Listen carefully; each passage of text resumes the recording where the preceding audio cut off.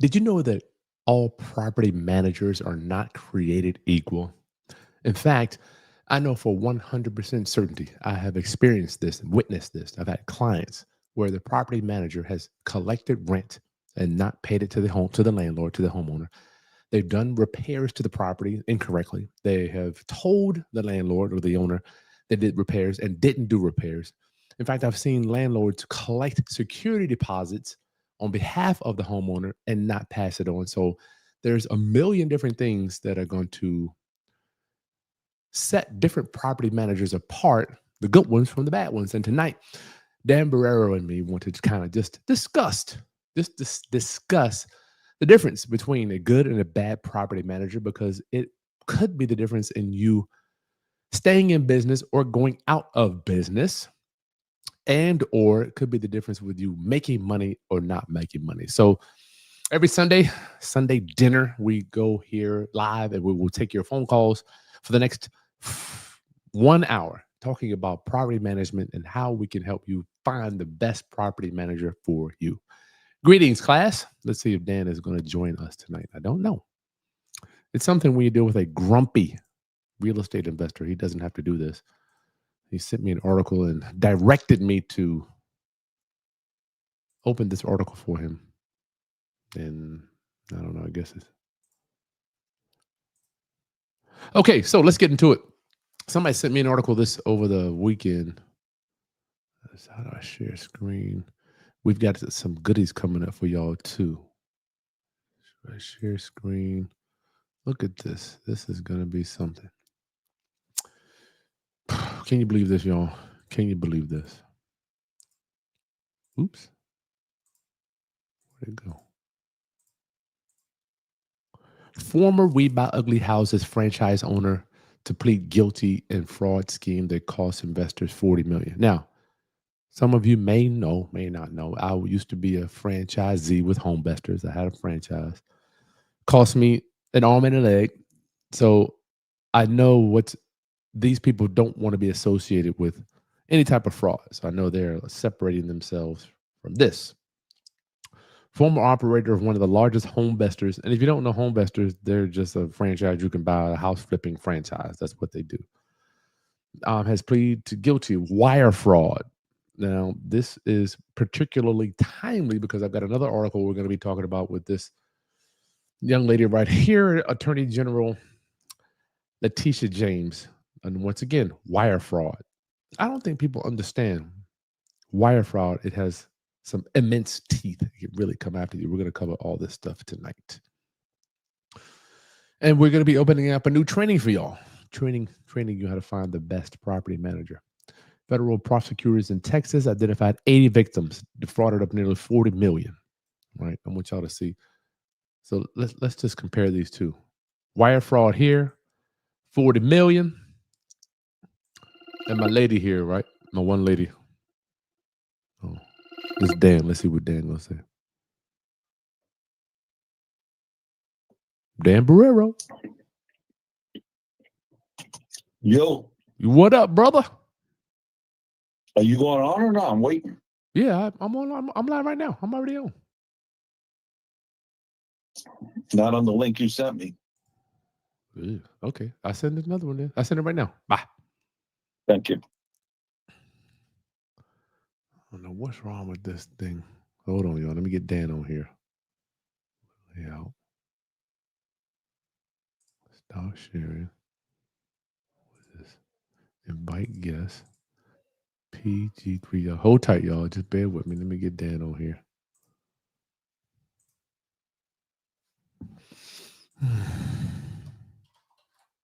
This is just the issues you deal with when you go live. I don't know what happened.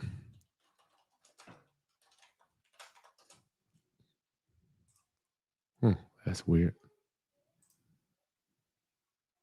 All right, let's get back to this fraud thing here, y'all. It's not fair. Share screen. We'll let Dan on in a minute. So, same thing. And why I think this is particularly important for us is because she bought the property. I guess she's a New York Attorney General Letitia James pleaded not guilty Friday in bank fraud. So we got bank fraud. I don't know what's the difference. So we got bank fraud and wire fraud. So let's come down here. Now, Letitia has ba- she all right, she received more favorable lending terms and a larger seller credit allegedly saved. Listen to this, y'all. $18,000. I hope y'all are seeing this. All right. As opposed to 40 million. And this is what really gets under my skin.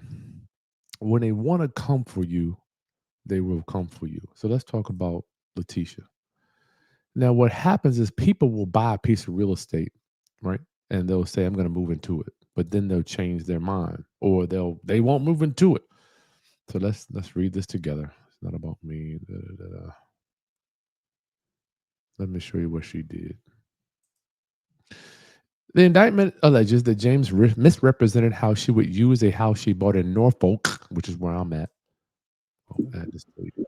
In Norfolk, in order to obtain a lower interest rate on her mortgage. Instead of using the property as a second home, which I guess she said she would, the indictment says she rented it to a family member, treating it as an investment property in contravention of the mortgage terms. It's crazy. According to the indictment, James purchased the home for $137,000 and borrowed $109,000. And because she received more favorable lending terms and a larger seller credit, she allegedly saved $18,000 over the life of that loan. Wow. Wow. Hey, Dan, what's up, buddy? What's going on, Mr. Haskins? I got your article here too. We'll get to it in a minute. Is that okay? Yeah. Yeah. So y'all, 18,000. So what happens is, I don't want Dan comment. You know, people back in the day, Dan, everybody was buying a piece of real estate, owner occupied, right? And then they either changed their mind or 6 months later they were like, you know what, I don't want to live here. And then they moved. I mean, people did that. Millions of people did it. I'm sure I've done it in the past. I didn't want to live there, or my job relocated, or whatever it was. How can you determine whether you're going to stay there?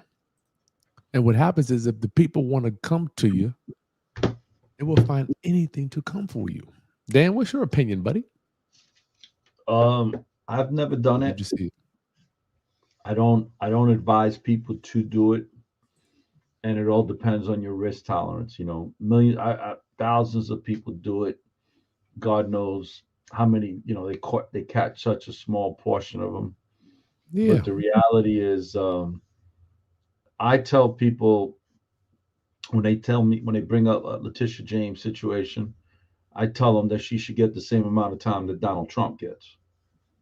I love that. Because you I can't love have that. one law for the people and another law for our politicians. It ain't right. And then we got this guy here, 40 million. So the another guy here, Dan, he's got a home investors franchise and he borrowed a ton of money from all these investors. Wire fraud, maximum sentence of 20 years in prison. Let me tell you this. The most successful We Buy Ugly houses in Texas. He's been defrauding investors, suing him. Let me show you what he did. So what happens is what they do is they invest in guys like this, and then these guys get over their head. But he's got one count of wire fraud. One count. But I just don't understand why the amount of money that she had to gain was 18,000. And the amount of money he has on the hook is 40 million.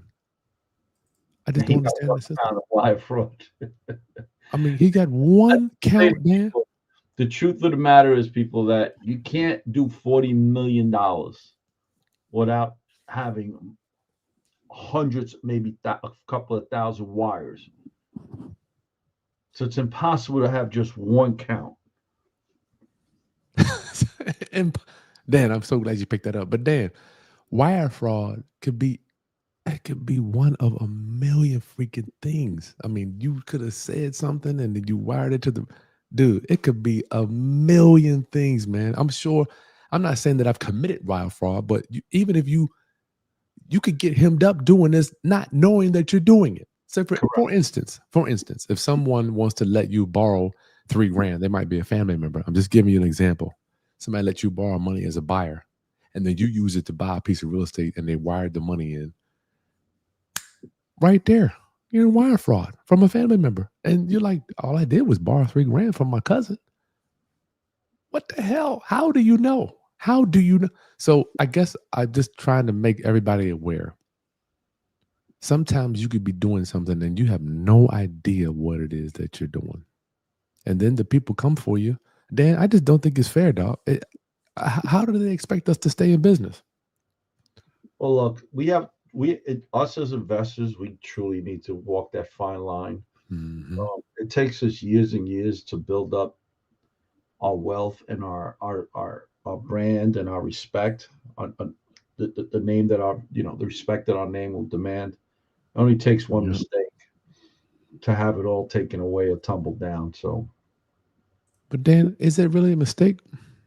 Is it really a mistake? You bought a property in wherever, and then your job got transferred. actually lied to the bank. That is fraud. What if your job transfers in 9 months, brother? That's an argumentative. It's But argumentative. It's argumentative. If you never lived there and you had no intent to make that your primary home, Yeah, that's different. that's totally different. That's intentional fraud. So Dan got this case here. Oh, listen, by the way, guys, give us a call. We're taking call 757-204-1332. We're going to be opening up a new micro class tonight, so make sure you stay tuned to that. Dan, court rules New York must implement state climate law and deliver swift action. What is this about here? So essentially, people this is another example of career politicians that have never owned or operated a real business, trying to implement laws that are catastrophic to people in business in general, right? Especially real estate investors. So the state of New York came out with these environmental rules, and they got sued because they weren't implementing penalties. And they got sued by an organization that's an environmental organization saying, hey, you guys haven't started to implement any penalties and investments, New York families, communities. So what they're saying is that the pollution is primarily affecting low-income household areas. What I'm not following you. What pollution? Doesn't it affect everybody? They do, but it says it mostly affects low-income areas because it's the low-income areas that are near these polluters. Okay.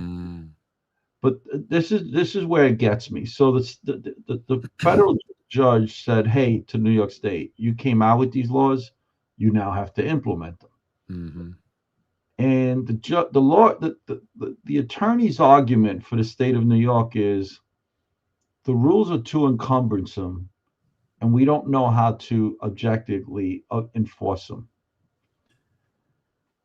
So I'm listening to this argument by the attorneys themselves about the law that the state passed. And my argument is, so you passed a law that you admit is too encumbersome, that it's difficult to enforce, and difficult for people to follow this law, and for people who want to follow the law, it's very difficult for them to implement into their properties. Mm-hmm. It's a Green Initiative Act. Oh boy. And I personally believe what the problem is, that the state of New York said, hey, we have to do this to our buildings as well. And now but we don't know how because this law is so encumbersome. Let me see So what I we wanted got to here. use this as a pretext to my argument that I have all the time with politicians coming out with laws telling business people how to run their business. But yet they've never run a successful business themselves. They've been living off the government financial tit their entire careers. Mm-hmm. And here they are trying to implement laws that they themselves can't comply with or don't know how to even implement penalties because they know that the law itself is too encumbersome. I'm trying to find out I'm trying to look for some of the things that they're requiring for homeowners. Well, it's not homeowners. It's primarily big buildings, whether it be big office buildings, big residential buildings. See if I can bring the fact sheet. clean electric grid of tomorrow. Solar. You got any solar going on up there, brother? They're trying to push solar Storage crazy, of- but the problem is now the federal government's taking away all of the solar initiatives, grants, and Yeah. rebates. Comfortable, affordable, and safe energy I'd efficient love homes and people to businesses. put into the comment. What are your thoughts? How many people we have on here, Chris? 15. I would love to know, Dan, where is the bullet list that they're getting y'all to do? Do they have, what are they asking y'all to do? It's too encumbersome to go through this whole thing. But I wanted to go back to the case where the judge is saying, hey, either implement the law or change the law, but you can't leave it. You can't just do nothing. Let's see. Let me go back here. Trying to see where it says, what is it saying? Albany Court decision requires swift adoption of standards that ensure states achieve its climate pollution limits.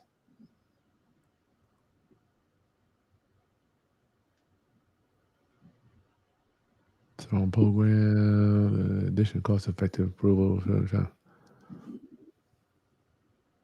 Yeah, I'm not seeing where it says where's the outcome of this, Dan. I'm not seeing that. Where is it? The judge said to the state, either you implement the law or change the law, but you only have so you can't just do nothing. But the reason I've sent that to you, Chris, was I want to use this as a perfect example of government working at its most inefficient way. When you come out with laws that they themselves find it too cumbersome to implement. And this is what's happening all over the city of New York. Really? So it's kind of funny. I was in Puerto Rico this week, and I got asked 3 times by 3 different family members what my thoughts were on the mayoral race here in New York City. And I've also noticed that it's becoming national news, the mayor's race in New York City. And there's thousands of cities in the United States. Why is this so important? Why is this so newsworthy? Because we actually have somebody who's called themselves socialist communists in essence. Oh, wow. For mayor of the city of New York. That's the hub of capitalism, Wall Street. So, today, early voting started yesterday in the city of New York. And they had 80,000 people show up to vote. Now, that's the first time that's ever happened. The highest it's ever been prior to yesterday was 15,000. We had 80,000 people show up to vote on the first day of early voting. I don't know what the numbers were today. I voted today with my wife and my daughter. And the place had a steady flow of people. Now, my thing is always, and I love people to comment on this, Margaret Thatcher said it best during Reagan's administration. Dan's when favorite England was quote. going through a crisis. And she said, socialism is great until somebody's got to pay for it. This next, I personally think he's going to win. Mondami's going to win. If he doesn't, I'll be happy. And actually, I won't be happy with either of the candidates. They all suck. But this particular candidate, I think, will be worse for the city of New York. So he's got a lot of logos, but no plan on how to achieve his logos. But the crazy part is that he wants to do rent freezes. He wants to raise real estate taxes to building owners. He wants to put in all these rules and regulations that are going to cost more money for building owners. So when a lot of prospective tenants are going to vote for him. There's a lot more tenants than there are owners. But then I would vote for him, Dan. Can you blame him? No, well, yeah, well, I'm talking about for the narrative. Can you blame him for the narrative? If I was a tenant, I blame them for being ignorant. The tenant. Whoever. Why do you say? Whoever votes for him, and I'll explain why. As a tenant, from a tenant's perspective, and let's get back to Margaret Thatcher's statement. Socialism's great until you got to pay for it, right? Until somebody's got to pay for it.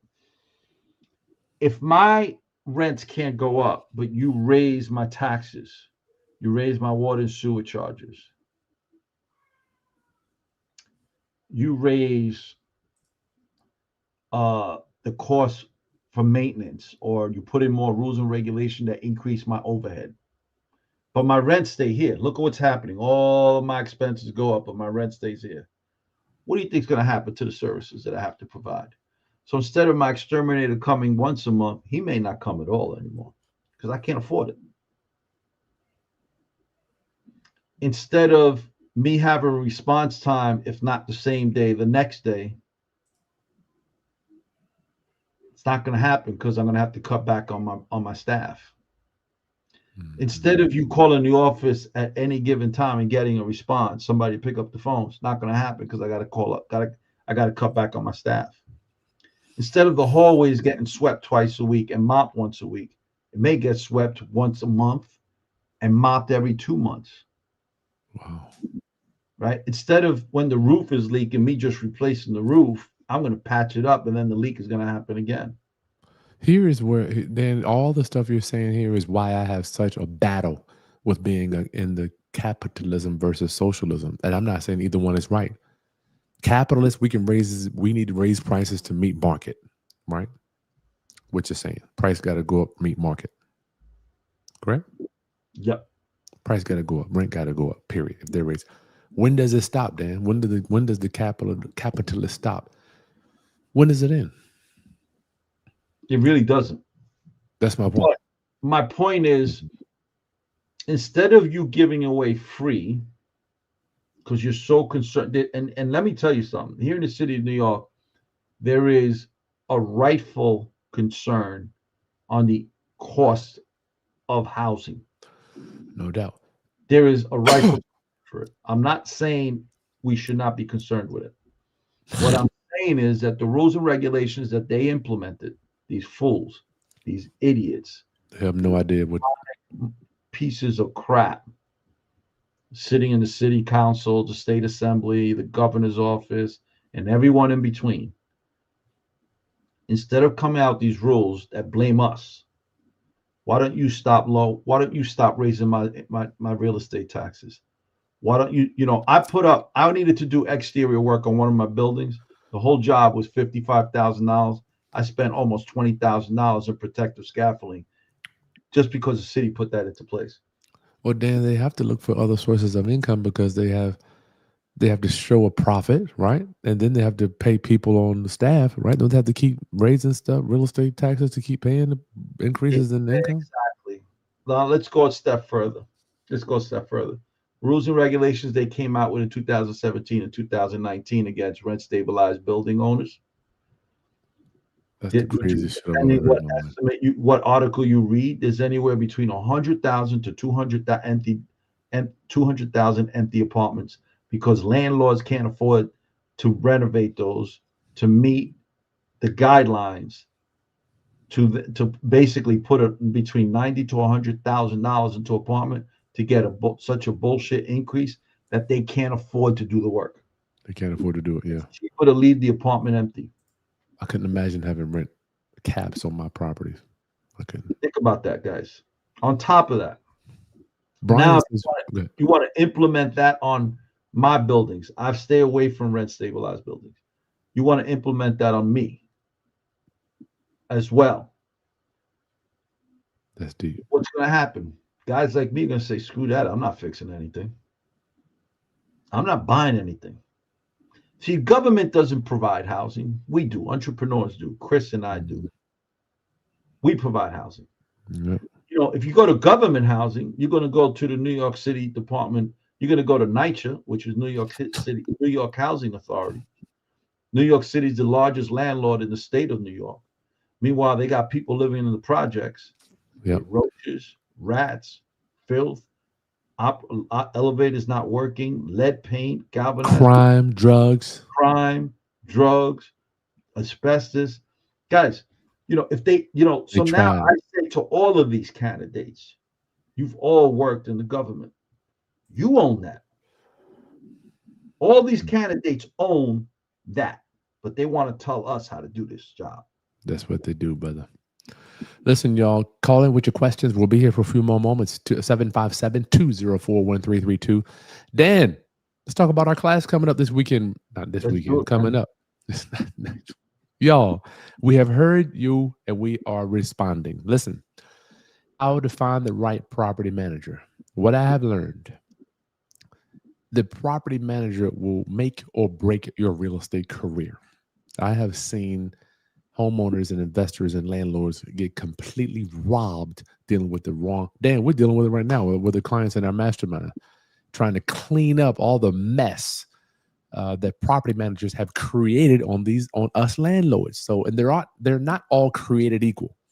So, picking the right property manager boot camp is going to be one day with me and Dan, and the information is in the link chat below. Just click on the show notes.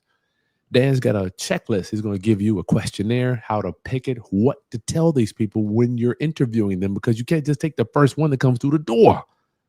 You got to have some criteria for what you want to ask them and whether they're going to qualify to manage your property.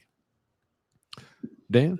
So each one of the questions that I recommend and Chris recommend that you should ask a property manager is to solicit a specific response.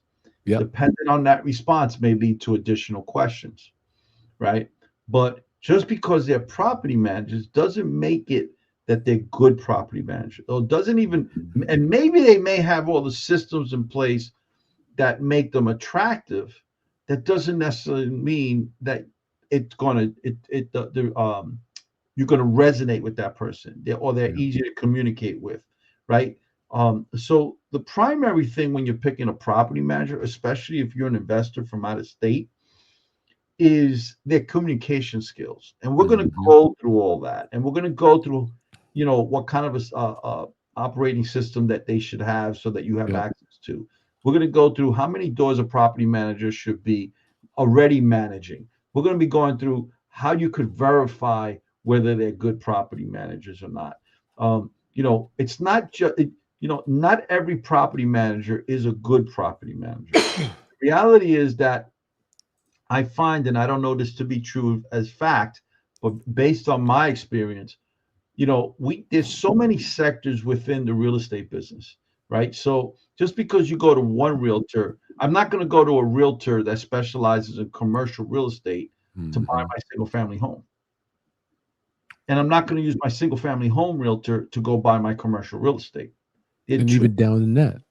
Right. So just like, when someone says they're a doctor, well, they have specialties within the field of medicine, right? I'm not going to go to my podiatrist if I want heart surgery, and I'm not going to go to my dentist if my feet hurt.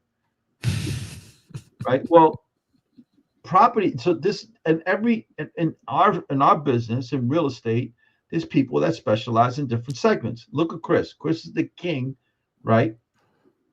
Of what he does, the segment that he's in, right? Subject twos versus I'm really good at what I do. And we do this business totally different from each other, but there's still basics that we have to follow, right? Just like general medicine, for instance.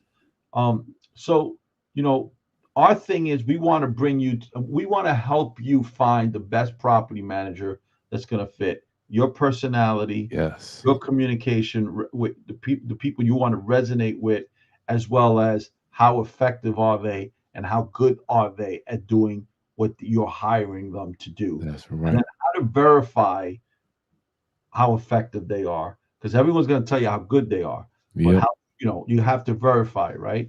Dan knows. So that's what we're going to be teaching on that day. Chris, tell them how they could get that.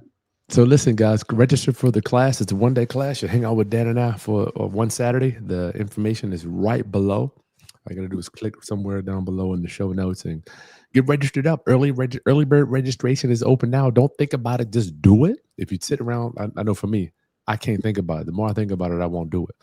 But Dan, before we leave this, how many realtors say, I'm a realtor, and then you hire them and they're like, I thought we were just looking at a few houses to make offers on. They have no idea. They're an owner occupant realtor. So there's all different types of realtors out there, y'all. Just like there are all different types of property managers. They all manage things differently. So if you're an investor looking for a realtor, you can't go to a realtor that represents homeowners. You have to have a realtor that's skilled at representing investors. So that's what we're going to be showing you, how to pre-screen these people. Totally. Again, guys, you want to learn this business from somebody that's doing it. That's right. You know, that's Kris and I. This is what we do. Someone asked me, it's about 3 weeks ago, one of my mentees was a little upset because on his income tax returns, he couldn't claim he was a professional real estate investor because he has a 9-to-5 job. And that puts you, there's certain tax deductions you can't take as a result of you not being a professional real estate investor. So he says to me, what makes you a professional real estate investor? I said, well, the fact is that if you look at my tax returns, I got no other income other than what comes in from real estate, with the exception of income that I have from my stock portfolio, which isn't remotely anything close to what my real estate is, right? So if you look at when you look at my tax returns, everything is real estate, real estate, real estate. I do nothing else but that. I don't have a W-2 coming in from a 9-to-5 job. Not to say that it's a bad thing. It isn't. I personally don't believe that anyone should quit their job when they're starting to be a real estate investor. I'm not the guy that says fire your boss. I'm the guy that says leverage your boss, use your boss, because that boss is providing you the W-2 that the banks like to see when you go for a loan. Isn't that weird? People go to work mad at the people paying them. Like, these people paying you to be here. They're paying you to be there, and the banks like to say, well, if this guy's got a job and he's got a job for this long, he must be a responsible individual, right? Now, when Kris and I go to the bank, they look at us like, oh, no, you're too risky. You ain't got a job. That's true. Because you work for yourself. They don't consider what we do a job. We just some bums, man. We ain't worth 5 cents. Look, y'all, call in with your questions, comments, 757-204-1332. Somebody has a question here, Dan. I got to get to him. OQD. Irv. Hey, Irv. Do either Dan or I want the subject to property he called in last week? No, we got to pass on that one. No cash flow on that one, brother. Yep. Y'all, put your name in the chat. Where you at? Where you guys chiming in from? Yeah. Huh? Ray Boom Boom Room. Dan isn't making any sense. I like this. You know what, Roy? You know what, Ray? That's exactly what I took. That's exactly how I feel. He only uses socialism as bad. So you look at this as a privilege, man. SSI is socialism too. Food stamps is socialism. Veterans benefits is so. FHA is socialism. Now, the reality is that we don't have a true capitalist government. If we did, there wouldn't be any of these programs. And I don't have a problem with any of those programs as long as we could get rid of the abuse in them. There's a lot of people I know that are SSSI that don't belong on it, that are taking advantage of the system. Same thing with food stamps. But neither do I agree in eliminating those programs because 10% of those people are taking advantage of it, because they are citizens that have contributed to society and deserve those benefits. For instance, Social Security, if you paid into it, you should get it. Yep. That's your pension, right? But if you never paid into it, why should you be entitled to it? Anyone have a comment? We are here, 757-204-1332. Now that we finished, let's not bash the government no more. Let's not talk about bullshit politicians. Yeah, can't change it. Give us some questions about real estate, people. Mr. Brooklyn, what's the third-party company you use to run my background checks for your potential rentals? We go right to the state. We do a court check in Virginia here. I go right to the courthouse. So guys, there's different management programs. If you purchase these programs, they'll run the credit for you when the tenant puts in their application, and they'll run and it depends what state you're in. Some states allow certain things and other states don't. So it goes according to the state, right?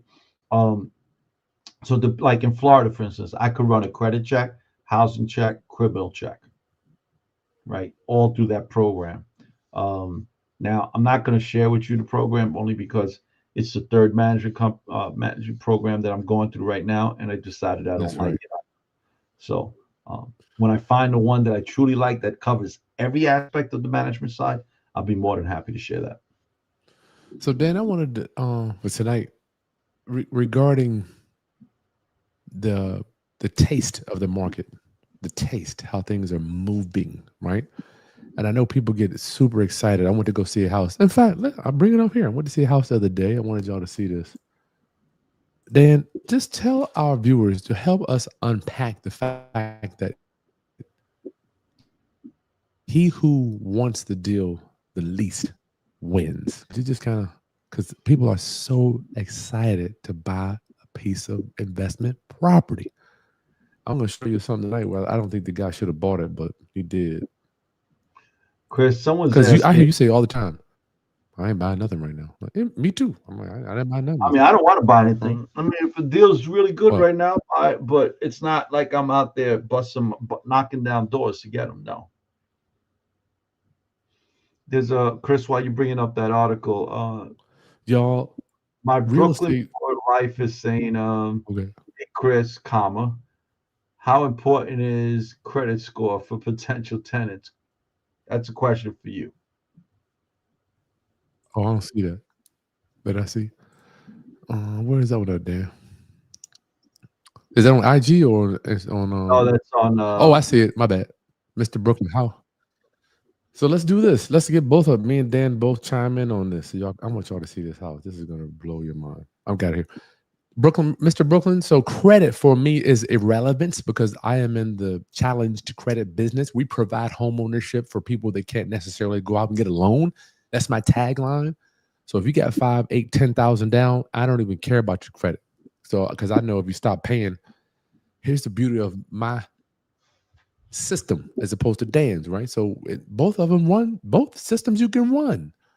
Mine, I've got $10,000 down in the kitty. You stop paying, I can get rid of you in 2 months. I'm still all to the ahead, all to the good, right? I'm still ahead because my rent's $1,800. It takes me 60 days to get you out.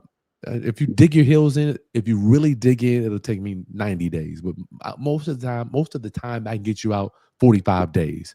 So if you stop paying, I got $8,000 buffer. I can get you out and do a few repairs if I want to, and I'm gone. So I don't care whether your credit's good or bad.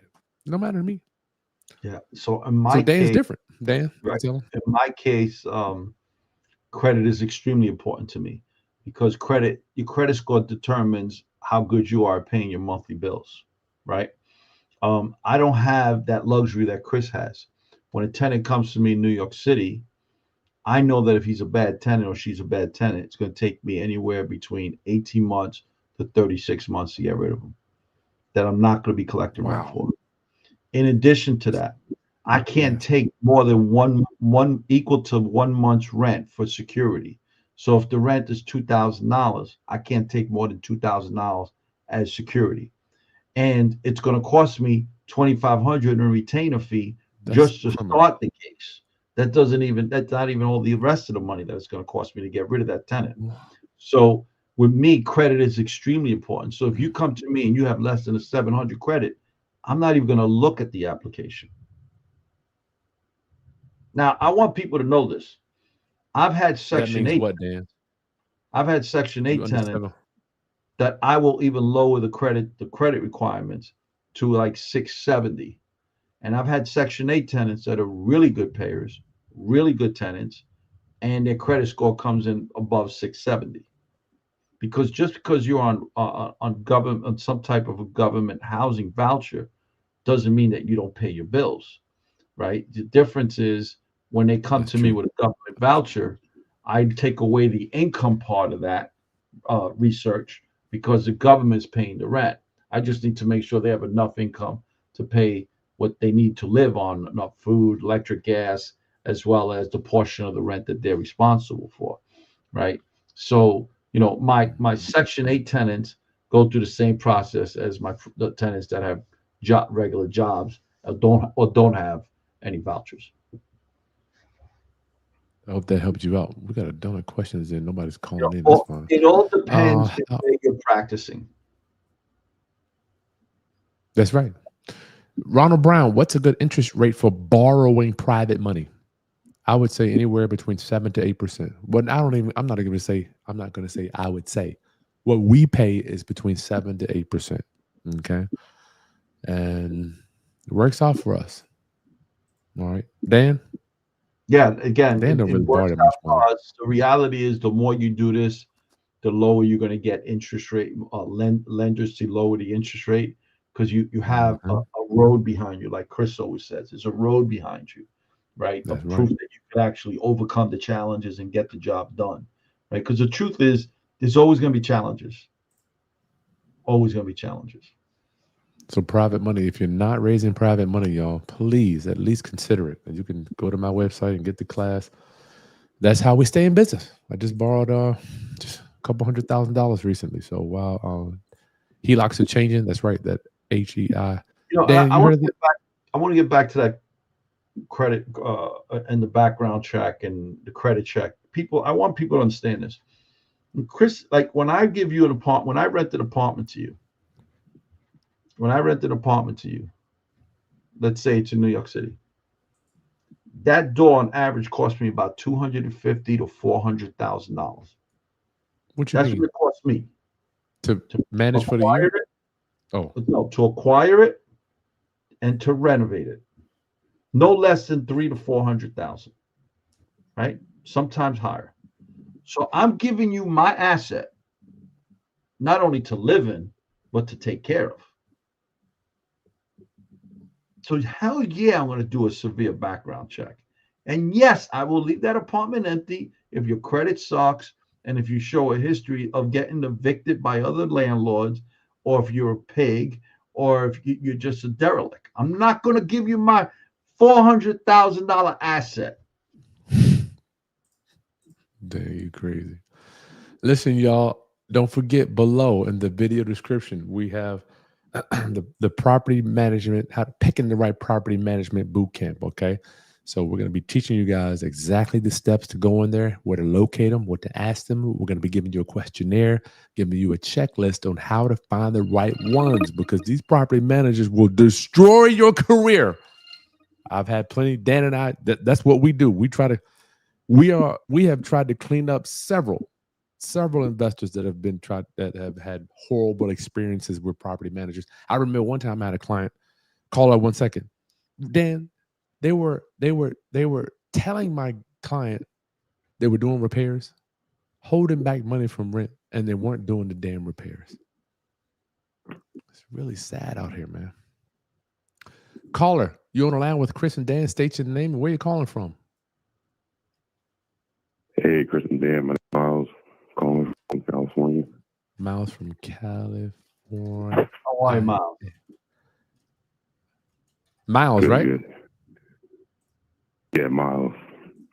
What up, Miles? How can we help you, buddy? What you got?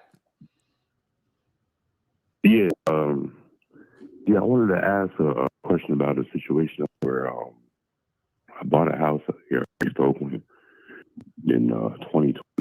East Oakland. Before I bought it, I didn't do my diligence. I have a neighbor who I feel like could be a problem for to try to rent it out. But I would like to hold the house. But I'm debating on if I rent it out or sell it. But I'm thinking about if future tenants were to move in, he could potentially have a problem. So some advice on whether I'm weighing those pros and cons. Like if I work out a place of mine, have a neighbor be a nuisance to future tenants, is that something to deter me from that move? Be better just go ahead and sell, or is there things around that?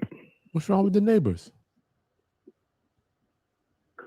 Well, townhouse complex, so it's in close proximity, and everyone here is pretty cool. To my right, he tends to be a problem when certain things happen. He has a tendency to blow up, and pretty much in the complex, got into at one point or another. I feel like it's only inevitable. He's been bipolar. Chris, I can't. So he's breaking up on my side. So is Yeah, he, me too. Isn't that? Oh, Miles, could you call in one more time? For some reason, every 2 seconds is breaking up. Could you give us a call right back, brother, on the same number? Yeah, I'll call. All right. My technology. I'm sorry, y'all. I'm doing my best. It's freaking tech. Does my technology stink? I don't know, guys. If everyone here, do you think we should change the technician? Should we change Chris because he's the tech? Should we be getting firing Chris? Let us know. Put it into the comments. Look, what do you do with neighbors that are making your life miserable? Especially Wow. maybe that's the class we should be teaching.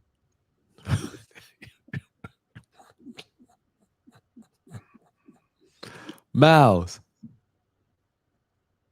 Yeah, is it any better?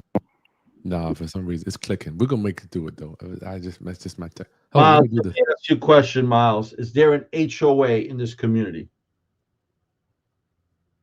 Wait a minute, Miles.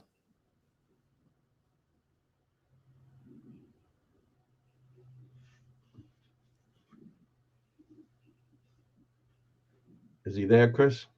Yeah, for some reason I'm lost him again. Okay, guys. So say that again. Is there an HOA in this community, Miles? Say that again, Miles. Can you hear me now or not really? Yeah, go ahead.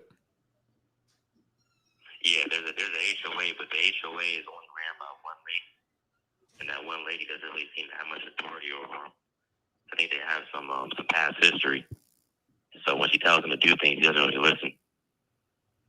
All right. So let me tell you what I've done when I've had a problem like this in the past. First thing I do is I start looking at the HOA documents, right? The rules and regulations and the bylaws. Within the bylaws, you're going to see, without a doubt, that there are regulations against this type of behavior. Now, the HOA many times will say, hey, I really can't do nothing. That's a lie. They can. And every state has, there are, the state under the real estate department, before you become an HOA manager, you have to go through certain courses and get a license to become an HOA manager. So that HOA manager is putting her license at stake by not doing anything, and it's your job to threaten her license. It's your job to make sure that they comply with the HOA bylaws, and it's your job to say, hey, if you don't fix this, I'm suing the HOA and the manager, and I'm also going to report this to the state that oversees their license, the State Department that will oversee their license. You'll be real surprised how quickly things start to move on your behalf. Because then what that HOA is going to do is contact the HOA attorney, and the HOA attorney is going to start then addressing that issue. Now, once you have that in hand, what you now could also have your attorney contact, rather send them a letter and say, hey, any value that my property is, any defects in my property as a result of their action, that tenant, that neighbor's action, that's devaluating your property or costing you money as a result of you not being able to rent it because they're harassing your tenants. Now you have a lawsuit on your hands.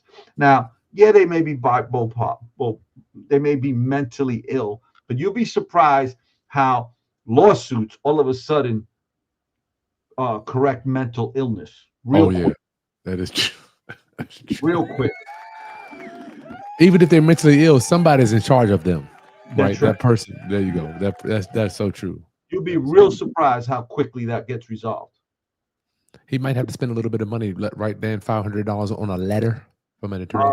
It all depends. It all depends. What I do all the research. I'll give you guys an example. I had once, I've had actually an issue similar to what he did. And I sent the homeowner that letter, but I also forced the HOA because I got pretty much nowhere with the HOA. And when I went through the bylaws and when I went through the rules and regulations, and then I contacted, they thought I was kidding. And I said, here's the letter that's going out to the Florida Department of State under whatever that department was that regulates that person's license. All of a sudden, they started moving. Because I no longer said, I'm going to send a letter. I said, here's a copy of the letter that's going out.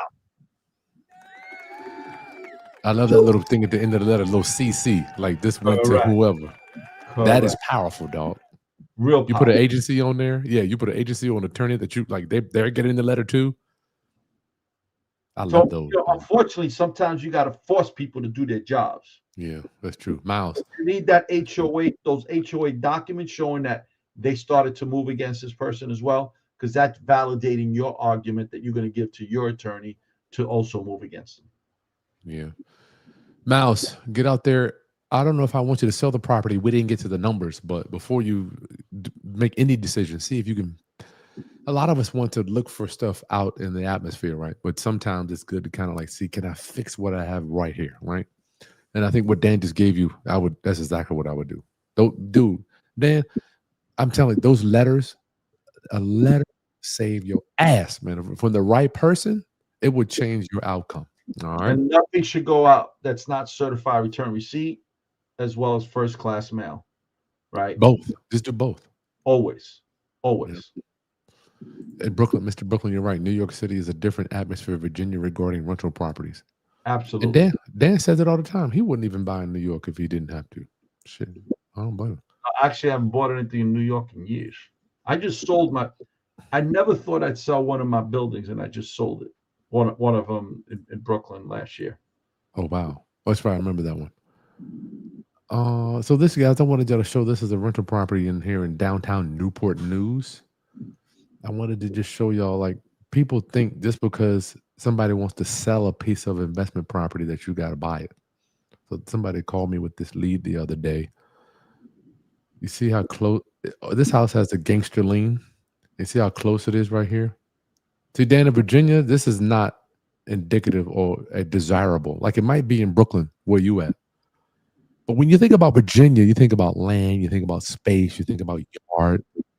And when you got houses together like this, it's just an arrow down for homeowners, y'all. Yep, I could understand that. Dan wouldn't care. Dan, do you care how close it is where you at?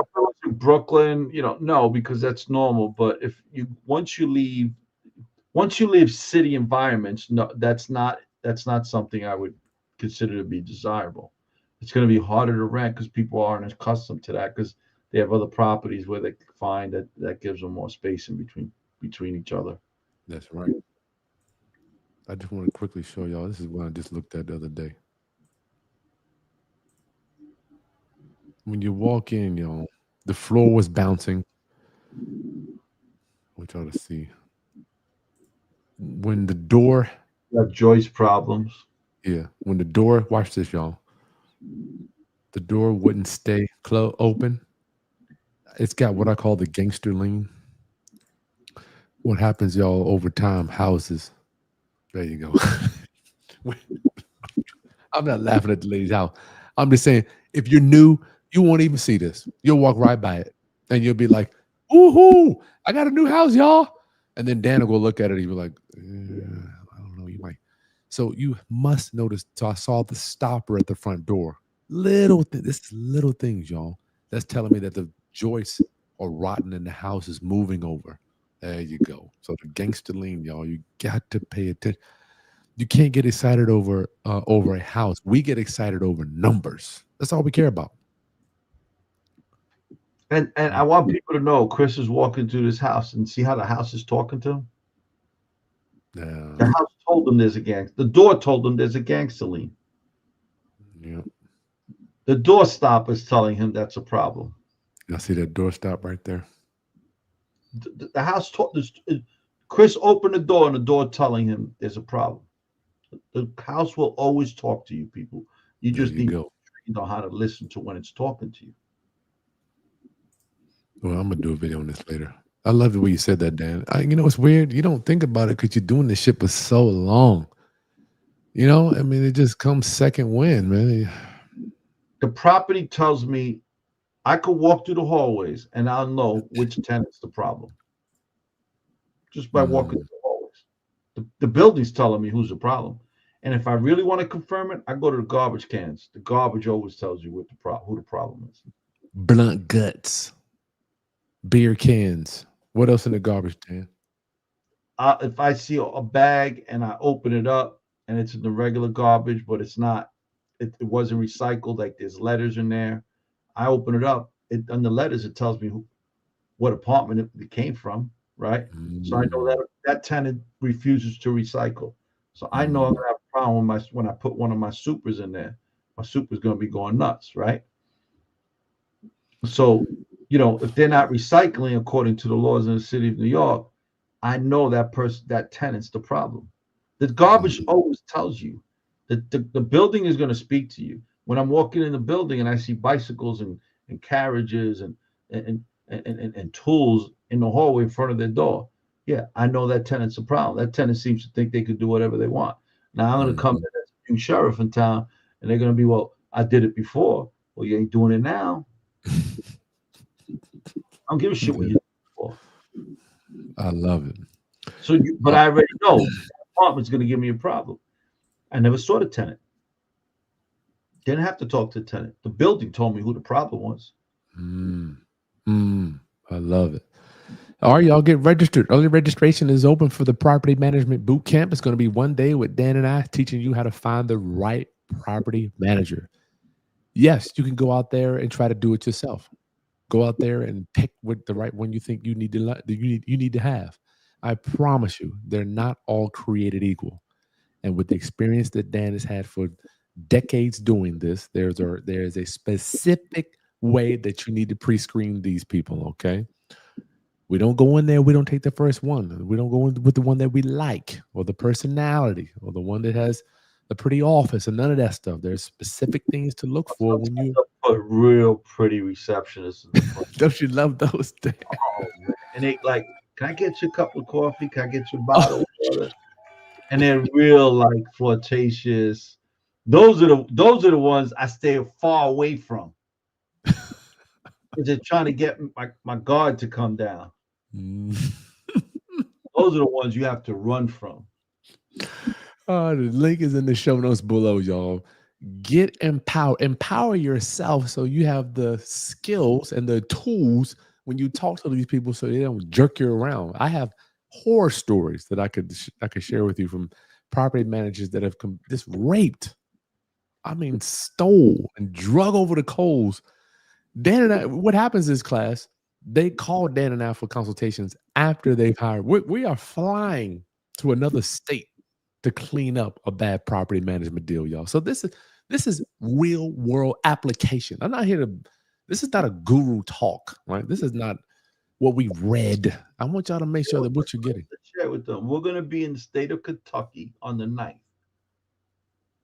And we're going to be there several days, cleaning up the mess that this property manager left. You're damn right. These sisters, I think it's 3 sisters. It's a mess, and we got to go and clean this up, or help them clean it up, right? Help them clean it up. Get it in the right direction. So, and hence the reason why we came up with this idea, because we get a lot of these calls. Oh my God! I want to share with you a situation that occurred today. Real quick, Dan. One of my mentees calls me up. She's in the state of California, and she rents out rooms in this one house. Better know what you're doing.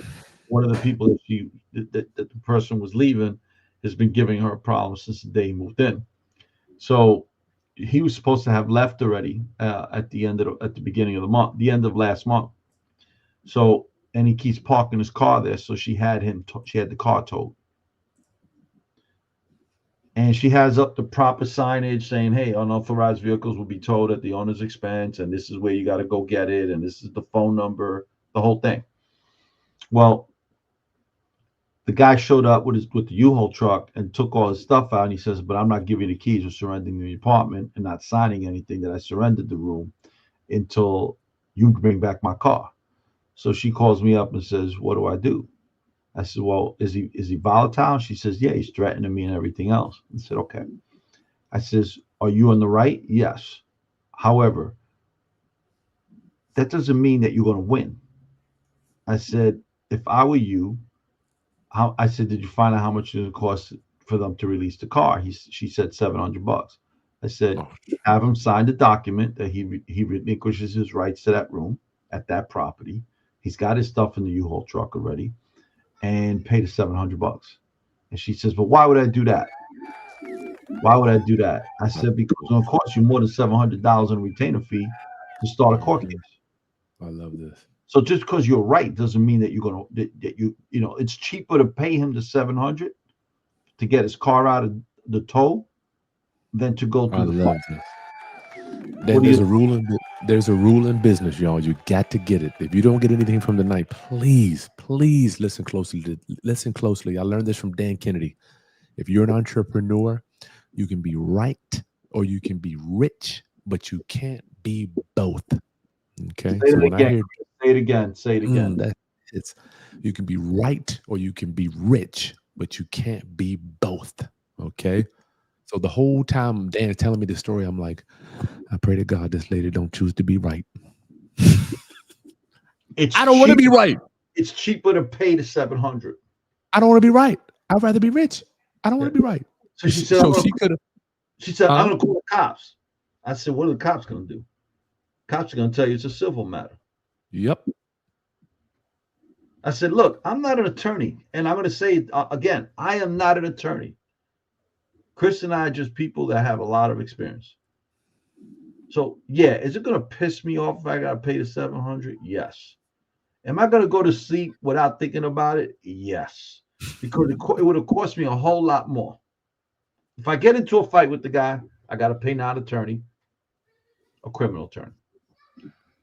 I'm going to get locked up, which means I'm going to spend a day or two in jail. Then I got to come home, shower to get the stink off of me for the jail smell. And then I got to sleep for another half a day. So I lost 3.5 days of non. And you got more to lose than they got, by the way. In addition, let's say we don't get into the fight and it becomes a litigation situation. The attorney's going to cost me $3,500 retainer fee before we even start. So it's the cheapest way out of the problem. It's $700. Either way, it's going to cost you money and time. What's the cheapest way to get out of this problem? Cheapest way to get out. You know, Dan, I think that a lot of our clients, our my members have chosen to be right. I've done it too. I'm like, I'm standing on purpose. Dude, you can't be both. In marriage and in business, you got to just let the people look. You know what? You're right. Here's the $700. I got my place back. I'm done. And this shit, you could do that in a day, right? In an hour. Dude, was it right? No, that could be argued. Do I feel like a schmuck? Maybe. So I'm so happy for your client. I feel like a schmuck until I look at my bank account. Now you feel rich. Then I feel rich. Y'all, please stop trying to be right. Somebody, May Gemini sold their properties to one of our viewers subject to, Dan. Look at that. That is cool. One of our Instagram viewers here sold my property to a person subject to from the last live. That was nice. Love it. All right. Finally, we got our class. Last thing, early registration open right now. How to pick the right property management that's going to be a fit for you. Just because it works for the other person doesn't mean it's going to work for you. It's open early registration. The link is in the show notes below. You're going to be hanging out with Kris. I'm with Dan and myself for a full day class on Saturday. And that way you're armed. 3 hours, 3.5 hours. Well, yeah, okay. That'll be for the day, for half a day then. All right, Dan. I'm done for tonight. Y'all subscribe, share this information, and we'll see you next Sunday. Good night, everyone. Peace.